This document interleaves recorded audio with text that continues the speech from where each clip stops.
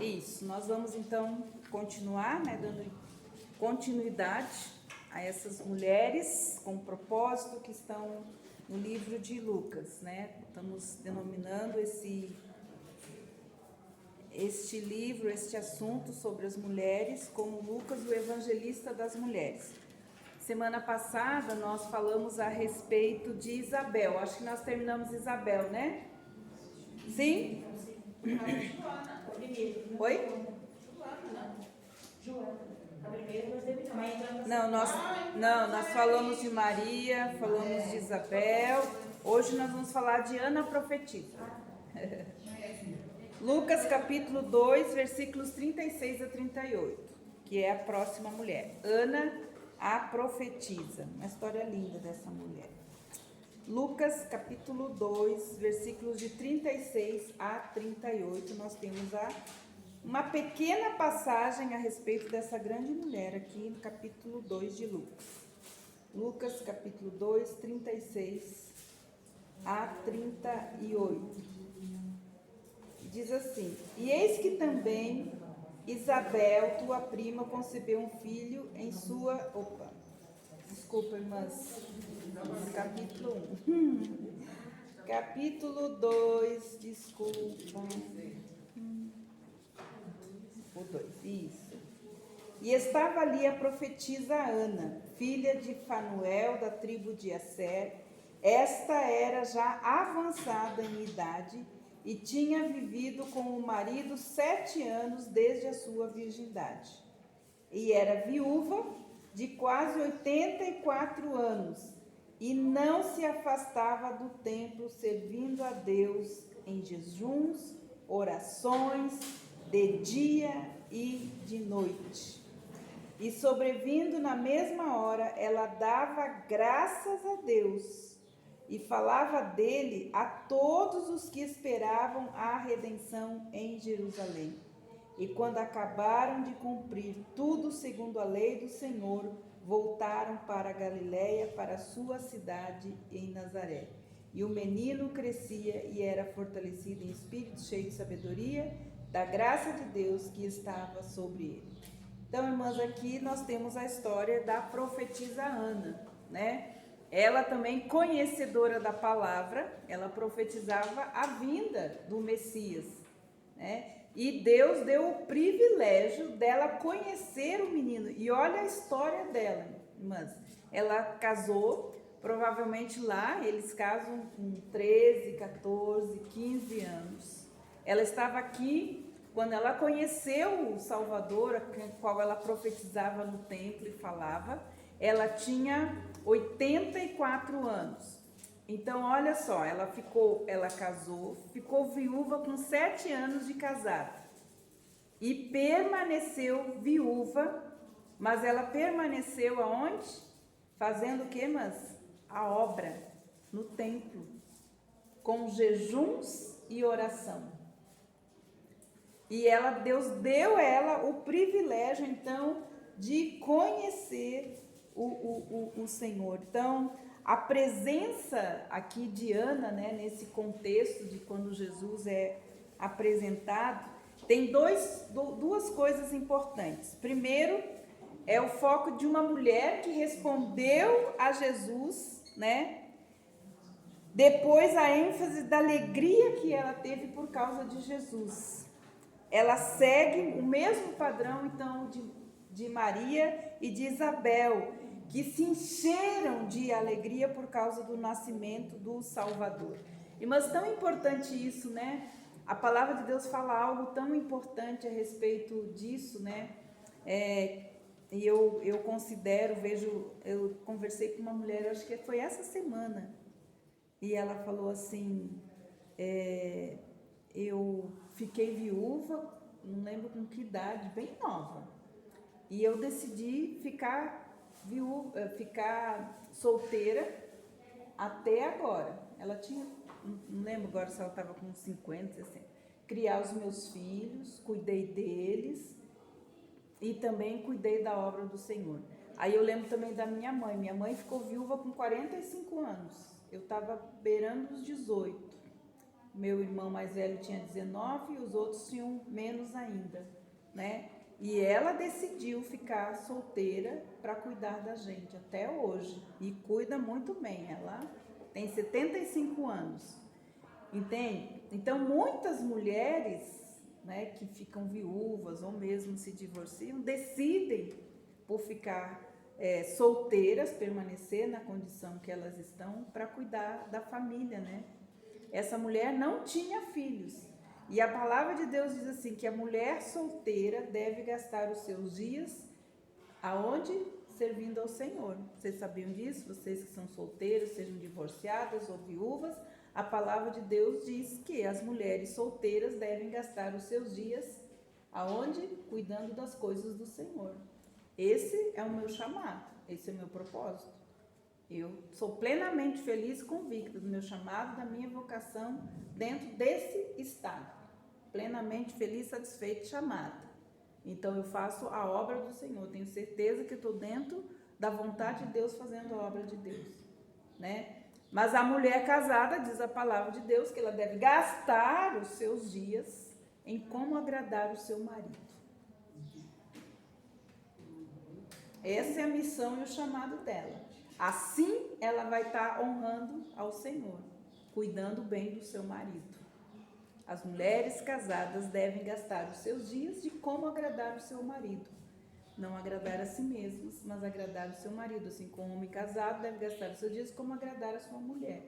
Então é uma nutrição, né? Um nutre o outro. Então é importante a gente entender isso. Quantas pessoas estão fora do eixo, quantos casamentos fora do eixo, quantos relacionamentos fora do eixo, por quê? Porque nós não seguimos simples princípios, né? Essa mulher, ela ficou viúva, ficou 7 anos casada. E aí ela foi para onde? Foi para o templo, provavelmente na frente, eu não sei como que era lá. E lá então ela profetizava a respeito do Salvador, até que Deus deu essa oportunidade maravilhosa dela conhecer ele, né? Então ela permaneceu viúva, não amargurada, não ressentida por causa da sua condição. Então eu falo não só para as viúvas, para as mulheres que estão às vezes separadas, divorciadas ou que não se casaram. Então ela permaneceu viúva e aqui fala assim, para poder viver inteiramente para Deus. Às vezes, irmãs, as nossas frustrações não estão nas coisas, em busca de coisas. Está em nós não estarmos exercendo, entende? Um princípio simples. Se você é solteira, seja em qual condição, gaste os seus dias fazendo a obra do Senhor. Entende? Às vezes nós adoecemos espiritualmente porque nós não estamos nos posicionando debaixo do princípio. Apenas isso. Às vezes é simples. Eu atendo muita gente. E às vezes as coisas são simples, irmãs. As pessoas fazem montanhas e montanhas de problemas. E às vezes são princípios simples que a pessoa deixa de observar. Como um princípio desse. No estado que você está, Deus diz, se você é casada, gaste o seu tempo como agradar o seu marido. E não você mesma. E se você é solteira, seja em qual condição, gaste o seu tempo cuidando das coisas do Senhor. Então, essa aqui é uma ação, como fala, uma ação recomendável de acordo com as Escrituras. Vamos lá? 1 Coríntios, capítulo 7, 25 a 40. Vai falar exatamente a respeito disso que eu estou falando para as irmãs. 1 Coríntios, capítulo 7.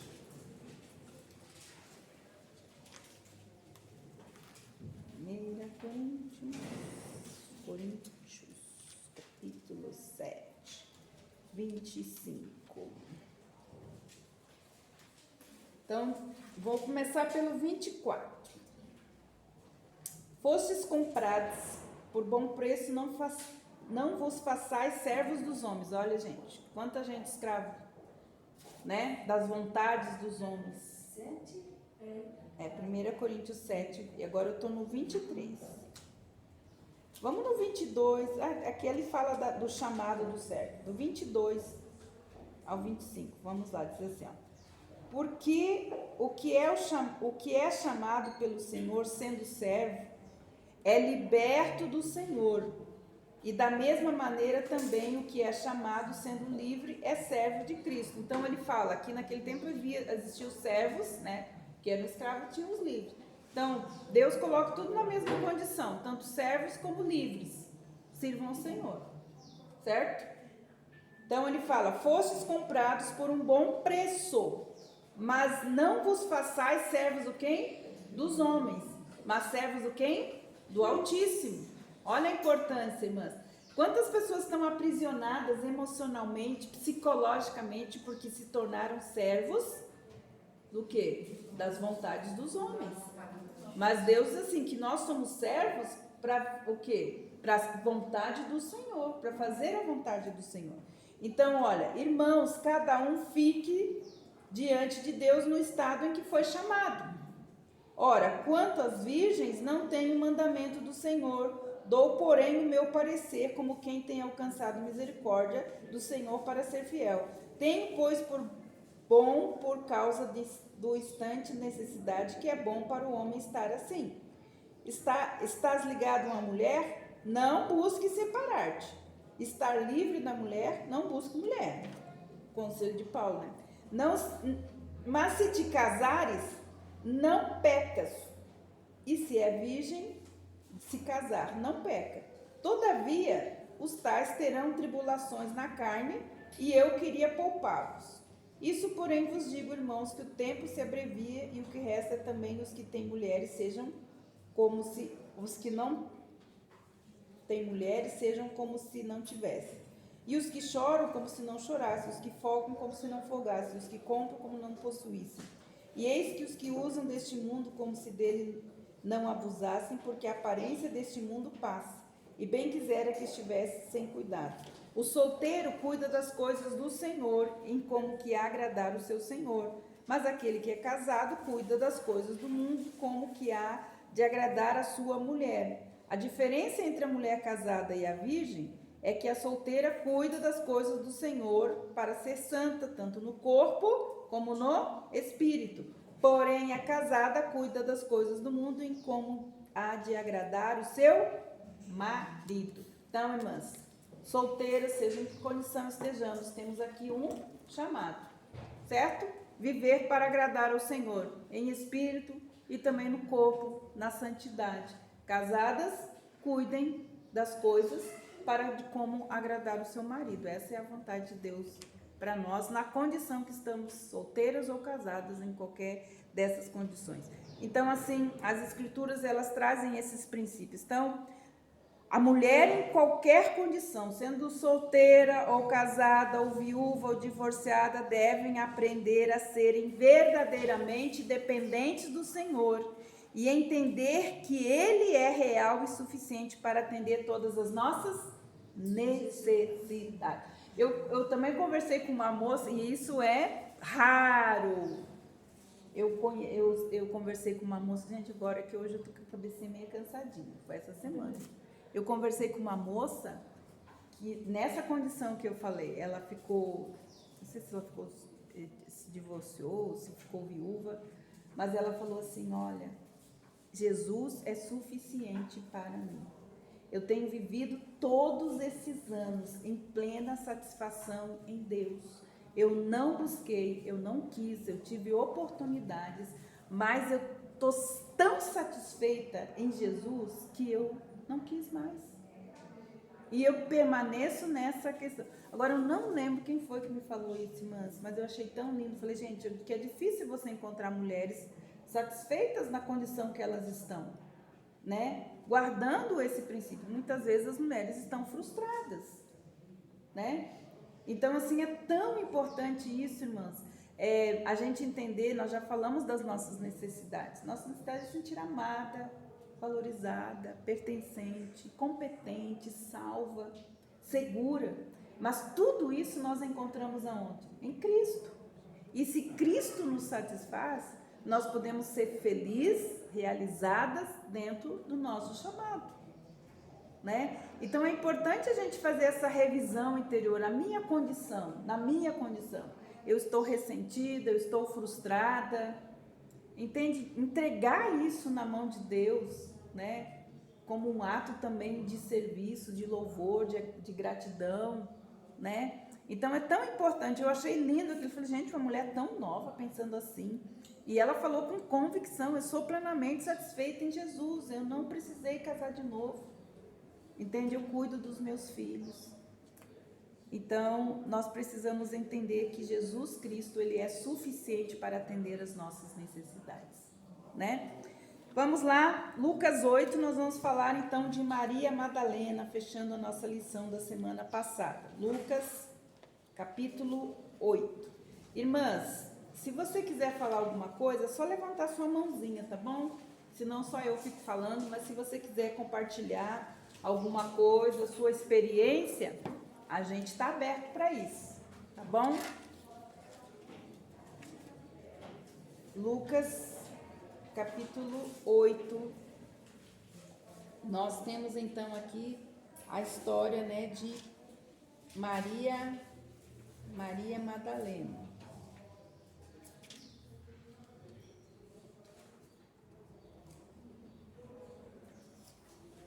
Só que aqui agora eu não lembro onde que essa Bíblia aqui não dá para mim. Alguém tem aí, irmãs, que fala que ela foi liberta de 7 espíritos? Deixa eu ver qual que é o texto. No 2, né? Capítulo 2. Oi? Maria Madalena, você disse? É. No 2. 8:2, então pode ler para nós. E também algumas mulheres que haviam sido curadas de espíritos malignos e de enfermidades, Maria, chamada Madalena, da qual saíram 7 demônios. Exatamente. Então, aqui só para a gente entender. Então, Maria Madalena foi uma mulher que foi liberta por Jesus e havia 7 espíritos. Olha como como Lucas, né? Ele relata isso, né? É tão interessante, né, irmãs? A história de Lucas, eu me apaixonei por esse livro. De saber que ele não foi um discípulo, né? Que andou com Jesus, mas as coisas minuciosas, né? Sensíveis, a sensibilidade dele em tratar o assunto das mulheres de uma maneira sem preconceito, mas amorosa, exatamente trazendo a visão que Jesus tinha a respeito das mulheres, não a visão, às vezes, que os judeus que eles tinham a respeito das mulheres. Mas ele traz, então, isso, né? Então, quando ela é liberta desses 7 espíritos, a gente entender, né, que existe sempre mais de um, né? Então, a gente conhece, assim, tem espírito de prostituição, que é a pombagira, né? Que a mulherada tem que se cuidar, né? Porque tem espírito de Jezabel, tem espírito de ciúme, de inveja, espírito de morte, tem todo tipo de espírito maligno, né? Que influencia muitas vezes, né? Eu já li uma parte aqui que fala que tem legiões. Sim, e são muito mais. Então, assim, mas os espíritos que mais atacam que mais influenciam as mulheres é o espírito de prostituição, espírito de Jezabel, né? Todas essas coisas aí. Então, ela estava possuída, então tinha até o nome, né? Não tem o nome, mas contou 7 é porque saiu 7. Qual o nome deles não se sabe, mas quer dizer que existe, né? E são contados, não são nomeados, mas são contados, certo? Então essa mulher estava então possessa por esses 7 espíritos. A partir daí, então, ela passa a seguir a Jesus e ajudá-lo, então, na obra com os seus bens, juntamente, como a gente viu, já vimos Joana e Susana, né? Maria Madalena sempre esteve ao lado de Jesus, esteve presente na sua crucificação, na tumba, foi a primeira a ouvir o mestre depois de ressuscitado. Olha que privilégio, irmãs. Ela foi a primeira que falou com Jesus logo depois que ele ressuscitou. Porque essas mulheres tiveram um amor tão grande pela obra que Deus fez na vida delas, que qual a posição que elas tomaram? Servi-lo. Então a palavra de Deus fala aqui, nós vimos aqui, ó, aonde Jesus estavam essas mulheres servindo ele e também servindo os seus discípulos com os seus bens. Então elas foram agraciadas, elas foram tocadas de uma forma poderosa Porque eu imagino, irmãs, a opressão que era para as mulheres naquele tempo. Então, experimentar os ares da liberdade deu a elas, né, esse desejo. Não, foi ele que me libertou. Quantos anos eu fiquei prisioneira desses espíritos, quantos anos essa opressão, e então ele vem e me liberta. Então, elas têm esse desejo, então, de segui-lo e servi-lo, né? Isso também deve acontecer com a gente, irmãs. Olha o que Deus tem feito na nossa vida. E muitas vezes nós estamos aprisionadas, presas com outras coisas, né? E não trabalhando, cuidando das coisas do nosso Senhor, né? Tem tantas coisas que nós podemos fazer para agradecer a Deus, porque na verdade a gente faz por gratidão a Deus, não para pagar nada não, irmãs, porque nós vamos passar a eternidade e nunca vamos conseguir pagar tudo o que Jesus fez por nós. Então, cada gesto, cada coisa que a gente faz, né? Aqui a Suzana, ela chega cedo, ela organiza a sala, ela faz todas as coisas. Eu tenho certeza que no coração dela tem a gratidão. A gente faz por gratidão, a gente vem por gratidão, porque a gente, entende? Não há nada que nós possamos fazer para pagar aquilo que Deus tem feito por nós. Então, é o coração delas, né? E elas experimentaram, foram elas que encontraram Jesus depois da crucificação, né? Depois, o tempo todo após ser liberta, Maria Madalena se dedicou a viver para a obra, se doou para a obra, dedicou os seus bens a servir Jesus e foi grandemente recompensada onde? No dia da ressurreição. Pensa nisso, irmãs. Gente, e eu acho que o mais lindo foi essas mulheres terem guardado a fé na palavra dele. Entende, irmãs? Elas depositaram a fé na palavra dele. Se ele disse para nós que ele vai ressuscitar, porque elas estavam lá no dia que Jesus falou que no terceiro dia ele iria ressuscitar, elas guardaram a fé, depositaram a fé naquela palavra e elas não tiraram os olhos daquele corpo. Elas viram o que José de Arimateia fez, colocou o corpo lá, elas voltaram para a casa delas, prepararam os olhos, o que se fazia para fazer o embalsamento, né? Foram lá, voltaram, fizeram isso. Depois, falaram, não, ele falou que no terceiro dia ele iria ressuscitar. O que elas estavam fazendo lá se elas não crescem nisso? Se elas não tivessem depositado a fé delas naquilo que Jesus tinha falado, o que elas iam fazer lá, irmãs, no terceiro dia? Porque elas tiveram fé, elas acompanharam tudo, não tiraram o olho dele em nenhum momento. Então, no terceiro dia, elas estavam lá. Se ele falou, nós cremos. Por quê? Porque elas foram tocadas por ele. Né? A fé delas foi tocada por eles, porque se elas fossem incrédulas, estavam dormindo. Né? Ou escondida como estavam os discípulos, mas ele tocou em algo precioso na vida delas, né? Deu elas a fé. Então elas se dedicaram a servir a Jesus, foram recompensadas no dia da ressurreição, sendo elas se tornaram, então a gente chama elas de as mensageiras da ressurreição. Então, qual é o princípio da história de Madalena? Todo aquele que anda com Jesus é recompensado na sua presença. Olha isso, mas todas elas foram recompensadas pela fé delas em Jesus. Naquilo que Jesus falou, foi aonde? Na presença dela. Ninguém valorizou elas. Até quando elas foram levar a mensagem, elas foram chamadas de doidas, de loucas. Mas somente Jesus e aquele anjo que foi, né? Valorizou elas, aquilo que elas fizeram. Então, nós precisamos entender que é na presença do Senhor.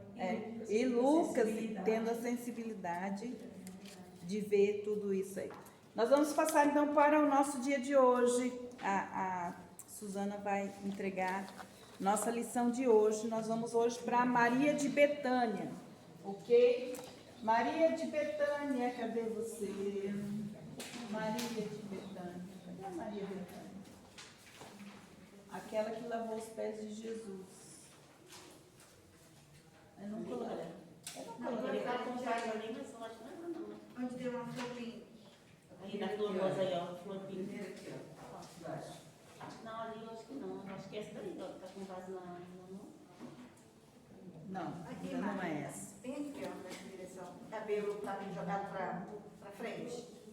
Ah, não, pra mim não. Acho que esse tô Não é essa daqui, não? Não, perdi ela aí. Aqui, ó, nessa, não? Não. Não é cabelo, não? Eu acho que foi nesse encontro aí. Foi nesse encontro aí. Vocês passam ali. Então vamos lá, gente. Lucas 10, 38 a 42. Maria de Betânia. Se bem que não é esse nome. Gente, esquece. Maria de Betânia é o encontro, é a irmã de Marta. Lucas 10, 38 a 42. Quem gostaria de ler para nós? Lucas 10, 38 a 42. Quem gostaria de ler?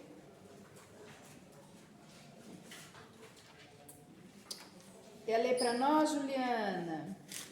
Juliana está aqui hoje. Lucas 10, 38. Quando eles seguiam viagem, Jesus entrou numa aldeia, e certa mulher chamada Marta hospedou na sua casa.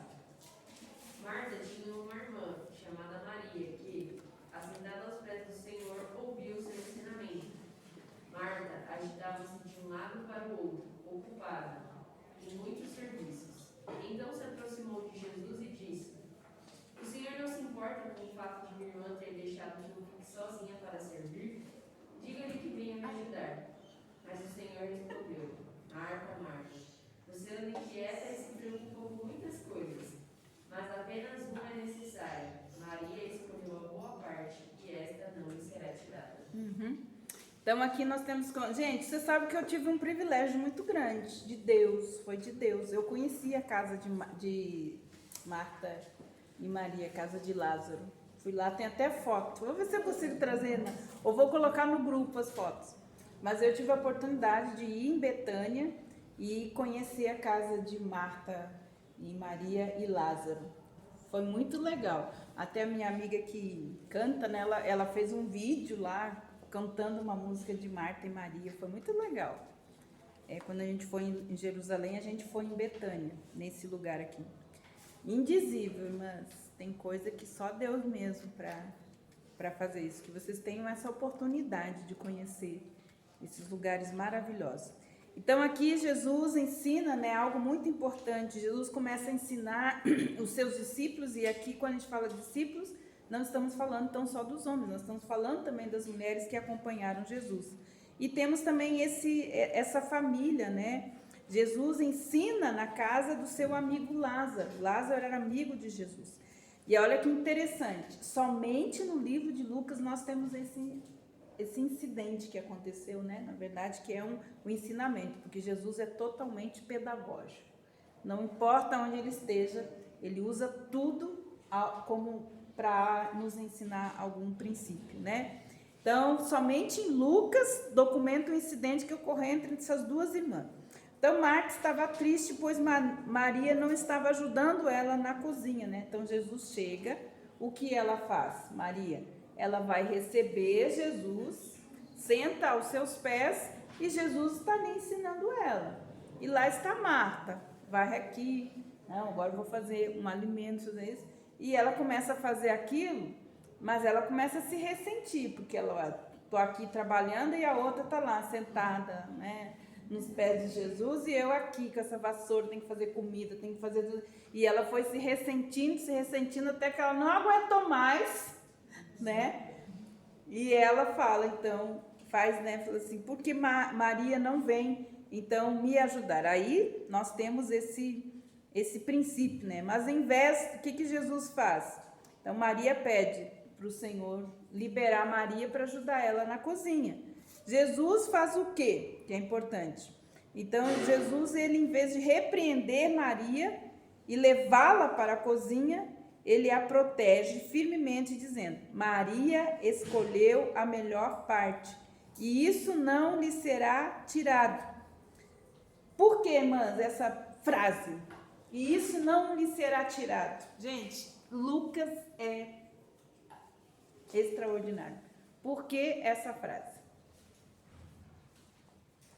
A gente aprende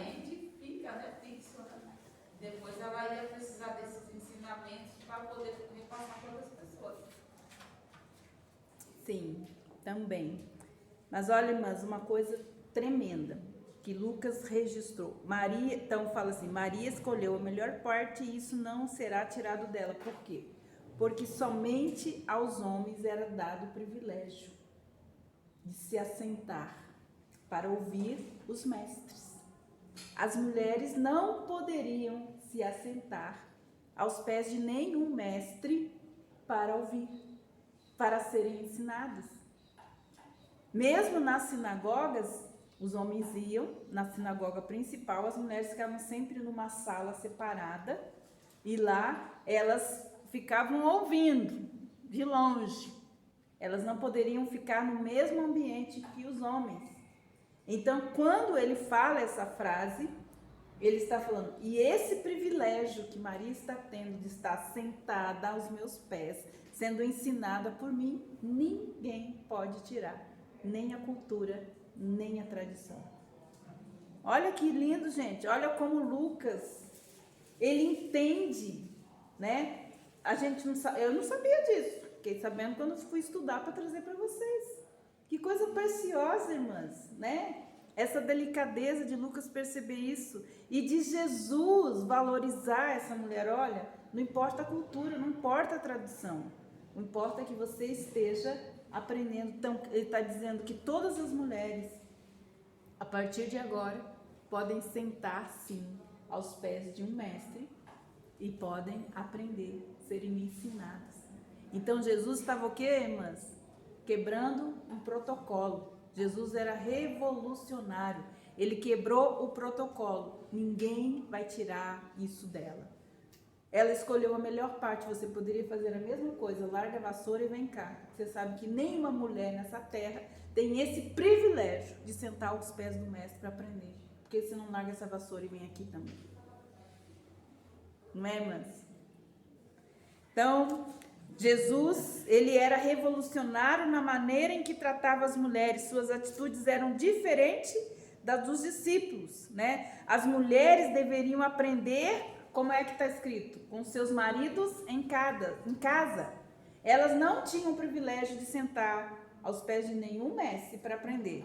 As mulheres deveriam, os homens aprendiam e chegavam em casa e ensinavam para suas mulheres. Certo? Mas aqui aconteceu algo importante, entende? Então, Jesus, sendo um revolucionário de maneira como ele trata as mulheres, com atitudes que eram diferentes dos seus discípulos, dos seus contemporâneos, Jesus certamente levou essa mulher a sério, né? Para ele, então era sério que essa mulher também aprendesse, mas também trazendo esse reflexo para nós também. Assim como Jesus também nos leva a sério, né? Jesus disse que aqueles que vêm a ele de maneira alguma os lançará fora. João 6,37. Provavelmente ela começou com uma pergunta e ele foi responder e ela sentou para ouvir, né? Então nós temos esse princípio. Jesus falando que aquele que vem a ele de maneira alguma lançará fora. E essa mulher deve ter feito alguma pergunta, mestre. Né? O que significa isso? Quando você falou isso?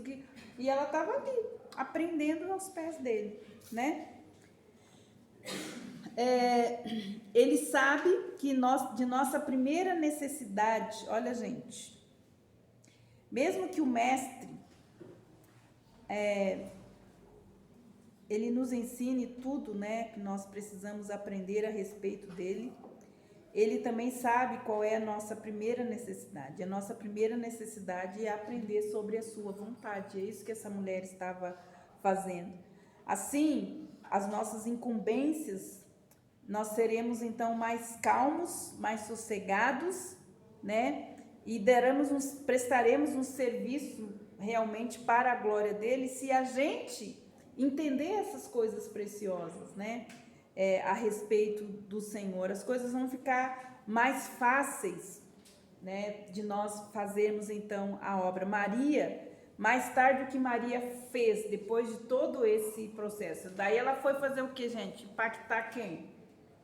A sociedade, porque ali ela estava na casa dela, quebrando o protocolo que Jesus permitiu a ela e disse que não ia ser tirado dela. O que ela faz depois, irmãs? Que nós podemos ver, então, o que ela faz depois disso. Então, Maria, ela...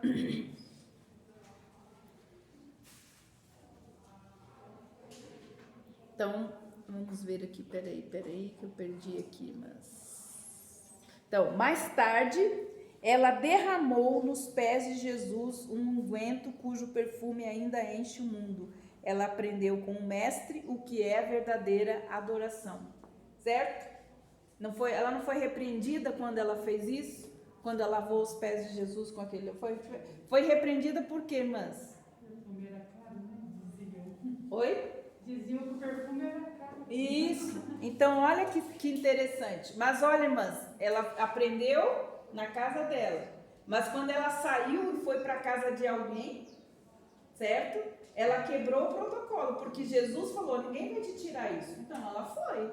Ela foi lá e ela pegou o óleo caro e ela quebrou aonde? Aos pés de Jesus. Por que aquele óleo era caro? Eu acabei esquecendo de trazer. Quando eu fui para o Egito, eu comprei um vaso de alabastro. Meu sonho era conhecer o tal de vaso de alabastro. Eu comprei um pequenininho assim. Então, a mulher do vaso, né? As mulheres faziam o quê? O que é importante a gente entender? Por que era caro esse perfume? Porque era um dos óleos mais caros que haviam.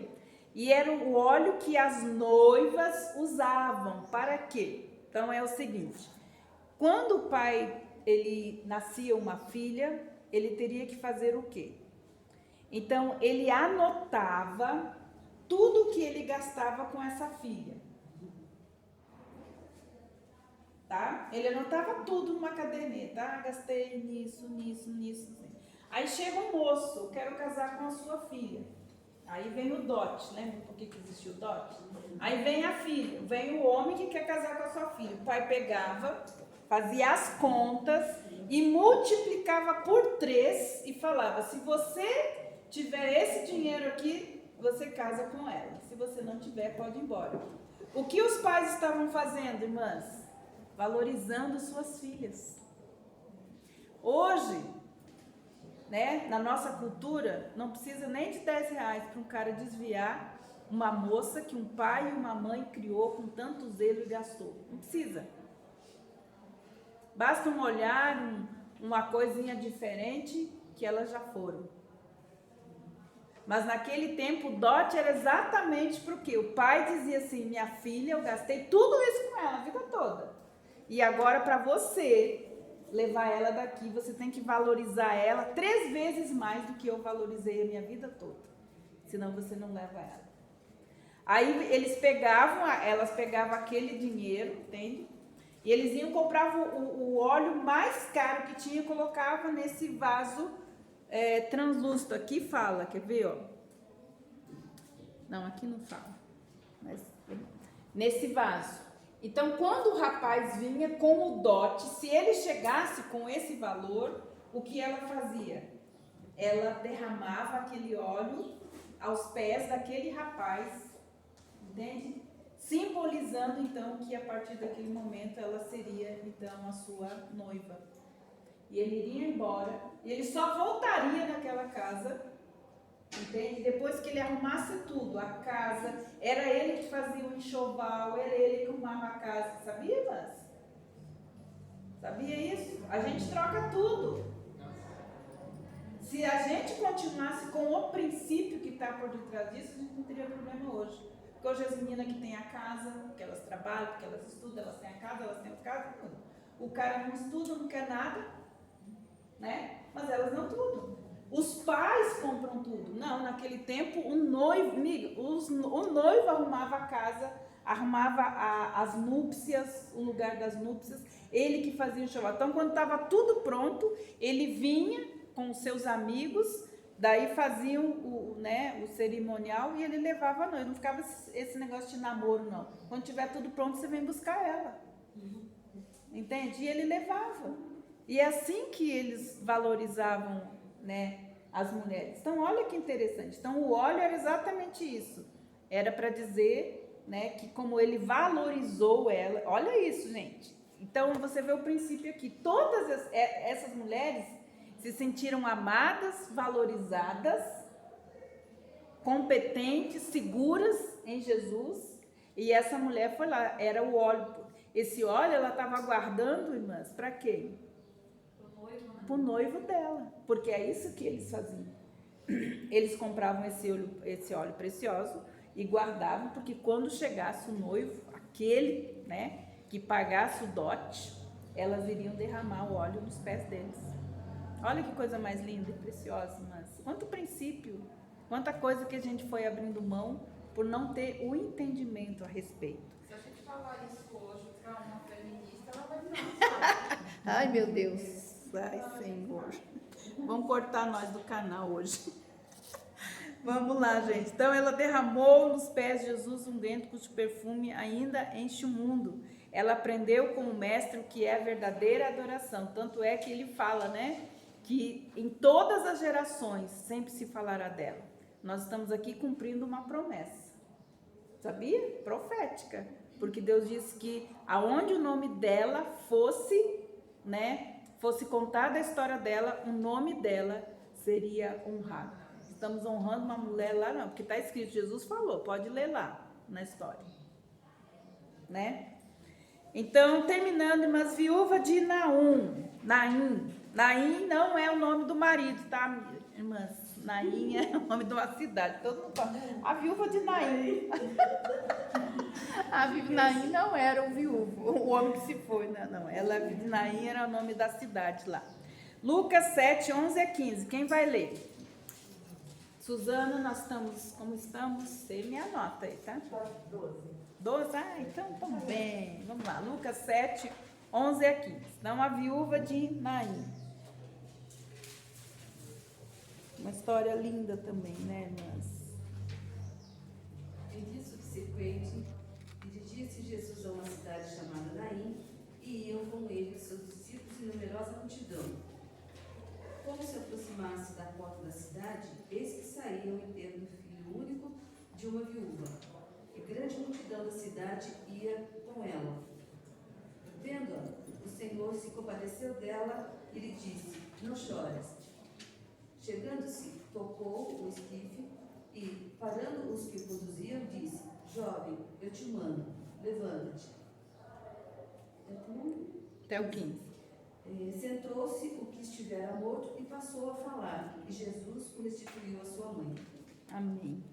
Então, nós temos aqui esse relato dessa história, dessa mulher que estava indo, então, enterrar o seu filho, e ela teve um encontro com Jesus, e com esse encontro desfrutou da misericórdia do Senhor, e teve o seu filho ressuscitado. Aqui tem uma coisa interessante que ela falou, e ele restituiu, né, o seu filho à mulher. Você sabe que o velório lá, a gente foi não lembro que lugar lá, daí estava tendo um velório. E sabia que só os homens vão no velório? É. Os homens, então assim, estava indo assim, tinha um rabecão preto, lembro, e tinha bastante, eu falei, gente, não tem mulher nesse velório? Eu não sei onde é que elas ficam, não sei como é que é a situação lá. Mas assim, então quando fala restituiu, né? Então, interessante, ela estava de longe, alguma coisa, ela não estava perto não, porque nem a gente, né, não sei. Por isso que tem esse costume, né, dos homens que carregam o caixão, essas coisas assim. Então, vamos lá, gente. Tem coisas também que foram postas pelos homens também depois, Sim, né? sim.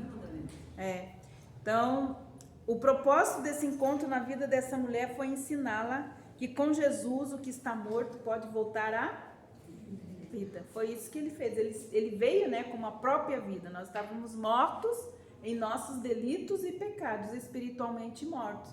Quando Jesus toca em nós, nós recebemos o quê? A vida dele, né? A mesma vida, o mesmo poder de vida que ressuscitou Jesus dos mortos é que nos ressuscitou, nos trouxe nova vida. Nós nascemos de novo, né? Quando fala novo nascimento, porque a gente estava morto. Mas quando Jesus entrou na nossa vida, e nós entramos na vida de Jesus, nós nascemos de novo. Então fomos tocados por esse mesmo Espírito, certo? Mesmo poder, na verdade, né? Desculpa, mesmo poder que ressuscitou Jesus dos mortos, é aquele que nos ressuscitou para essa nova vida que nós estamos aqui vivendo, né? Então, ela teve um encontro com aquele que é o Senhor sobre a morte e sobre a doença. Eu creio que muitas pessoas foram salvas porque ouviram aquela viúva contar o seu milagre e creram também. Interessante, né, irmãs? Olha que coisa linda. O livro de Lucas relata a restauração por Jesus de 3 filhos únicos, que é o filho de endemoniado, o filho da viúva e a filha de Jairo. Então, o livro de Lucas também relata a adoração de uma mulher pecadora que ungiu os pés de Jesus, né, e foi criticada pelo fato de ser uma pecadora. O propósito na vida desta mulher era ensinar a todos nós que não importa quem sejamos, Jesus nos ama, Jesus nos aceita e Jesus nos salva. Ele aceitou a cruz por causa de cada um de nós, para que fôssemos curadas, para que fôssemos libertas, tratadas e nos tornasse mulheres com propósito. Porque quando Jesus tocou essas mulheres com algo significativo na vida delas, então elas passaram a viver debaixo de um propósito: servi-lo e adorá-lo. E esse deve também ser para nós um propósito, um chamado: servir a Deus no estado que nós estamos, mas também aprender o que é realmente a verdadeira adoração, certo? Então, não os propósitos desse mundo, que nós sabemos, né, servir os propósitos desse mundo, que busca denegrir a mulher, passando a imagem que ela foi feita apenas para servir à vontade dos homens. Mas nós sabemos que fomos criados para a glória do nosso Pai, para servirmos segundo o propósito que Ele nos criou, certo? Jesus exortou as mulheres e validou o seu propósito, o propósito que Ele tem para elas dentro do reino dEle. Então, o que nós precisamos entender? Você é uma mulher preciosa, valiosa para Deus. Então, venha para o seu reino. Sei que a entrada do reino é através da cruz de Cristo, e descubra o propósito que Deus tem para a sua vida. Podemos ser como Maria, mãe de Jesus, crer incondicionalmente nos planos de Deus para nós e sermos instrumentos de boas novas. Esse é o nosso chamado. Aonde quer que você vá, você pode levar a vida. A vida de quem? De Jesus. Porque mulher significa geradora de vida. Você sabe que mulher significa Eva, no hebraico, que quer dizer geradora de vida. Então, aonde nós vamos, nós temos que gerar vida. Se nós estamos gerando morte, se coisas estão morrendo onde nós estamos, de alguma forma nós saímos fora do propósito que Deus tem para a nossa vida. Mas para nós, você é geradora de vida. Então, as coisas podem ser mudadas e transformadas aonde você está. Porque Deus deu para nós esse poder, essa autoridade de gerar vida onde nós estivermos. Tanto é que a humanidade está viva, porque quem deu vida à humanidade? Vocês, que são mães, vocês deram, as nossas mães geraram o quê? A humanidade, geradoras de vida, certo? Vocês são parceiras de Deus. Então, nós precisamos continuar falando sobre isso, né? Betânia escolheu deixar tudo para servir o mestre, alcançou o seu favor quando achou que tudo estava acabado com a morte do seu irmão. Nós podemos ser como Ana, que dedicou o seu tempo livre para estar no templo adorando o Senhor. Podemos ser como Isabel, que encorajou Maria, afirmando a sua fé e abençoando-a e alegrando-se com ela, né? Como cada uma dessas mulheres que ouviram a voz do Espírito Santo e permitiram que o propósito do Senhor se cumprisse em suas vidas. Esse é o nosso chamado, irmãs, viver com propósito. Nós fomos criadas à imagem e à semelhança de Deus. Nós somos chamadas para espelhar e espalhar a imagem de Deus, a glória de Deus, né? Então, nós precisamos aprender que tudo na nossa vida tem um propósito, certo?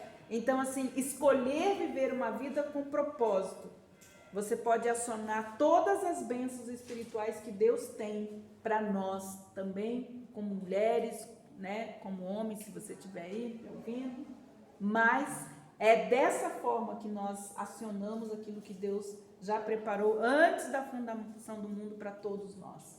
Então, aprender a viver por princípios, a viver o nosso propósito. Mas não precisa fazer grandes coisas, não. Só tenha a motivação correta no seu coração quando você for oferecer alguma coisa a Deus. A palavra de Deus diz que nós devemos fazer todas as coisas com amor, como se estivesse fazendo a Deus e não aos homens, porque é dele que virá a nossa recompensa.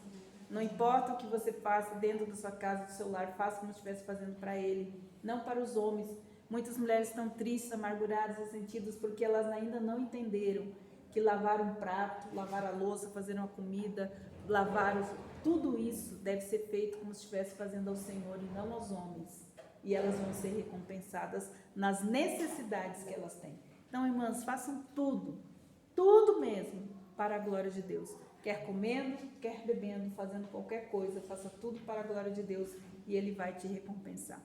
Então, irmãs, muito obrigado e até a